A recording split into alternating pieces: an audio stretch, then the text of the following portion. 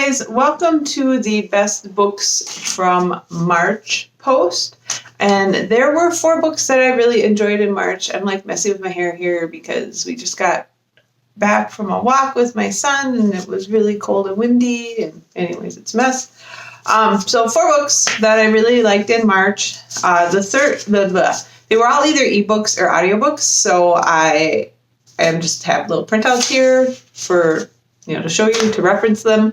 I know I do little printouts, but I'm doing like stacking the shelves, and I just save them, and if the book is good, I keep it and then use it for my best of the month books. So I'll start talking about those now. The first one that I liked the best, which was an audiobook, was Thunderhead by Neal Shusterman. This is the second book in the Arc of a Scythe series by Shusterman, and I really liked Scythe as well.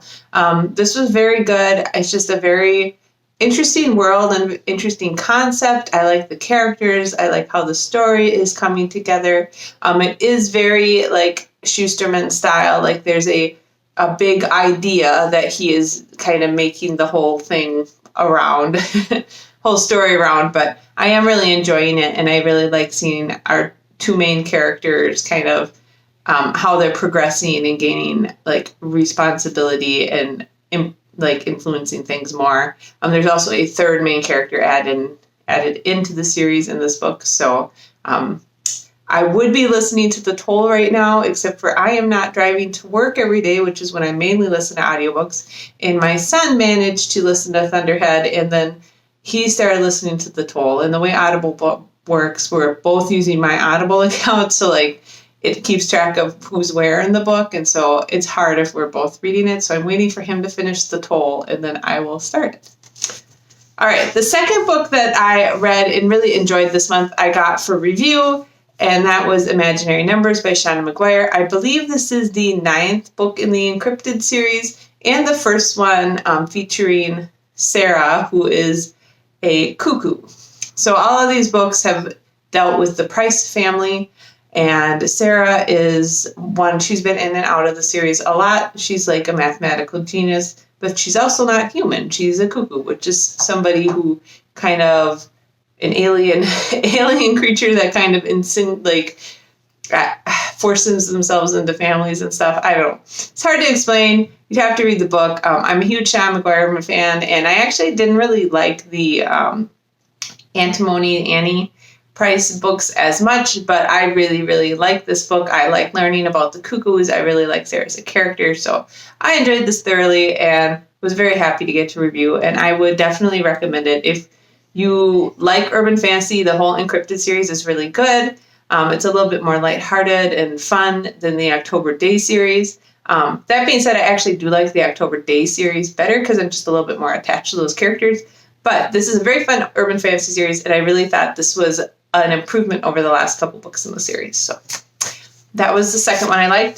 The third one I really liked kind of surprised me about how much I liked it. And that is Lyceum Girls by Kate Pentecost.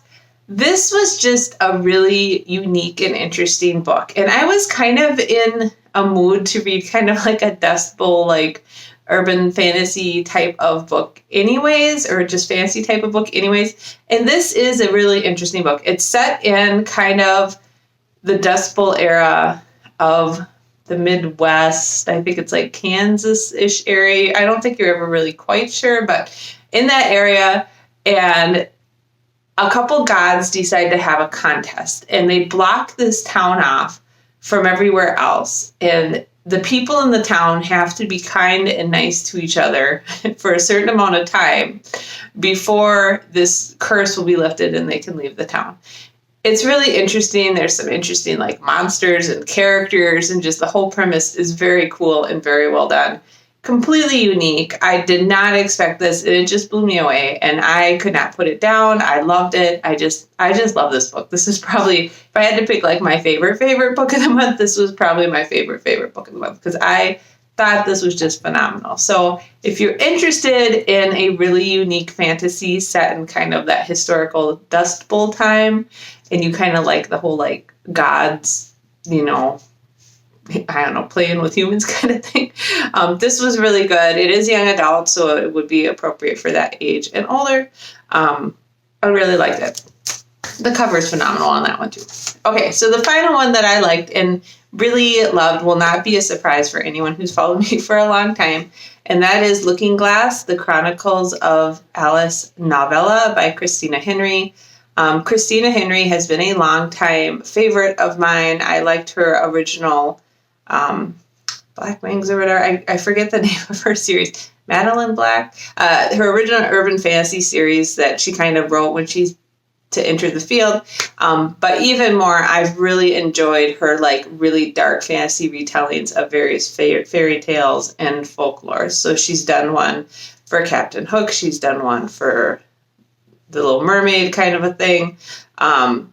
Looking Glass, The Chronicles of Alice is by far my favorite. I'm a huge Alice in Wonderland fan, and I really, really liked how she dealt with all of this. These are very dark stories, probably verging more on horror.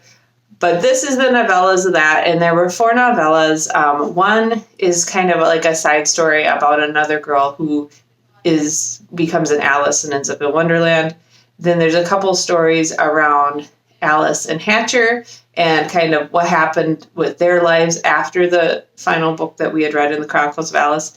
And then there's a story about Hatcher's past, like how he grew up.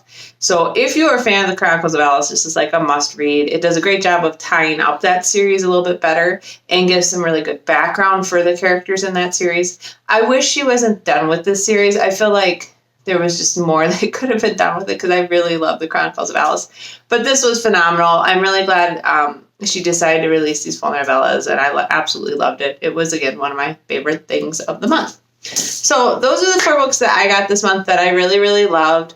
The rest of this will just be me generally chatting about life. I have not been doing as many stacking the shelves because I'm just not getting very many books right now. The library is closed. I have been trying not to get as many review books because I have quite a few that I'm backed up on. I think I have 12 or 14 books I need to review in the next like 3 or 4 months, which I can do no problem, but I just don't want to get a whole lot more. And then I'm just not buying a lot of books because I'm not going anywhere. Like, I know I can buy them online, but if I'm going to buy a physical book, I kind of like going to the bookstore because I just enjoy the bookstore to do it. So there's that. That's why you're not seeing very many posts of that. And also, we've just been strangely busy despite the fact that we're not going anywhere. So, I thought that I'd have a lot more time because I'm not commuting and we're not running my son to his activities and all of that. But the reality of it is I think I do have a little bit more time, so I've been able to get a little bit more reading done, but I'm not listening to audiobooks, so I'm not getting that type of reading done. And I'm not taking like long trips down to the manufacturing plant. So again, not listening to audiobooks and not getting that type of reading done. So the other thing is, if you follow my blog, you'll notice I'm probably only posting 3 or 4 reviews a week rather than my normal 5 because I'm just not, there's like certain spaces there where I'm not getting stuff read. So that's why that is happening. The other reason would be a little bit busier is my son is getting like some of his assignments he had a lot of hands-on classes this year. He's got like a pre-engineering class through Project Lead the Way. He's got industrial tech, and he had what they call FACS, which is family science and all that. And some of those classes have been giving him things where he has to do them. So like we had to build an air skimmer last weekend, and rather than just sit there and have him build it, we all built an air skimmer and then like had a contest racing them and stuff. But so there has been a little bit more of like sitting down every night and just checking like, what did you do today? And I will say the first week of online learning was a little bit rough because there was a lot of confusion about where he was supposed to look for assignments because all the teachers were doing a little different. But this week has been a lot better, and he is actually getting 4 to 5 hours of schoolwork every day. So that is good. He keeps telling me everything's going fine. I worry a little bit. We did have a little incident with his English teacher where he didn't realize there was like a second page further down for part of this assignment, so he didn't do it, and so we had to, anyways. But it's going okay. I think mainly the biggest issue, and like the grocery shopping thing has also been going okay. I've got it set up with Shipt now, and I figured out that if I'm shopping through Target, and I'm using same-day delivery through Shipt, if I leave comments like in all of the things I'm buying to get delivered, that lists substitutions or say whatever tomato you find is fine or whatever canned jalapeno you find is fine. That's been going a lot more smooth as well. So I don't really have any complaints about that. As I was going to say, I think our biggest issue right now with the whole COVID-19 thing is just the sense of distance from it. And I know there's people people are dying, people are in very bad situations, and I know a lot of people are unemployed. But at least in my household, like the main thing we've been asked to do is work from home, which my husband did anyways. And my son is doing his online schooling now, which is going a little bit better. And then I am also working from home, but we do have people designated that are going into the lab to help, like, be our hands for certain things. Not very many. There's like a strict schedule that can have like one person in a lab each day or something. So I'm kind of working through those people some and getting caught up on a lot of stuff that I never have time to do, like reports and all that. So by and large, the biggest effect this has had on our lives is staying home more, of course, and then not, having a little bit more trouble getting our groceries. And it's starting to cause a little bit of an issue, at least here in Minnesota, because we have some COVID-19 cases, but it's not overwhelming society by any way or means, right? So like everybody's trying to be good and social distance and wear their masks when they go out and all of that.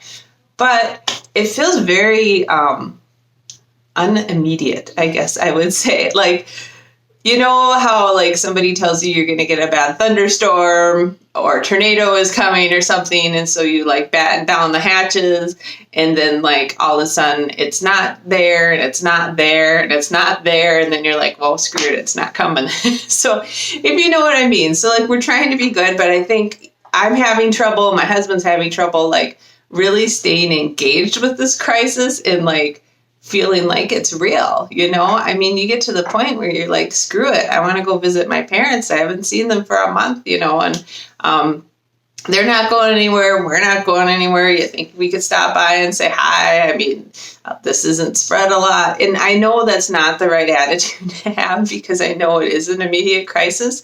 But I think for a lot of people in the states that are less affected, it seems just not very immediate. I don't know. You're just feeling like, can we just get on with stuff? And not, as I said, our lives aren't really negatively impacted right now, but it's more just irritating than anything. Like my son wants to see his friends. I want to be able to go do stuff on the weekends. I want to be able to take our vacations.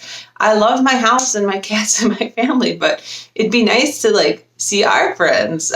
We always play Dungeons and Dragons and those have all been canceled. Like we have lunches with my girlfriends and stuff, and those are all been canceled. So, and I know I shouldn't be complaining, but again, I guess I'll just keep my message the same. Be kind to each other, stay safe, follow the recommendations, do your social distancing, wear your mask, don't do crazy stuff. Just be kind, don't be stupid, and carry on, I guess. And think about how much extra reading you can get done. Unless you're trying to homeschool your kids, then you probably just want this nightmare to end. But I'm very fortunate I only have one like somewhat older child that I'm dealing with, so I can't imagine the poor people that have like a whole bunch. My sister has two very young kids, a 1.5-year-old and a 4-year-old, and it has been trying to get their work done while they're trying to keep their kids from killing each other or themselves and all that. Anyways, all right. I hope you guys have a great, I'm recording this the Friday before Easter. I don't know if I'll get it posted before Easter, but I hope you guys have or had a great Easter and that everybody is staying safe and healthy. I hope you got a lot of great books. Have a great week of read ahead of you, and I will talk to you later. Bye.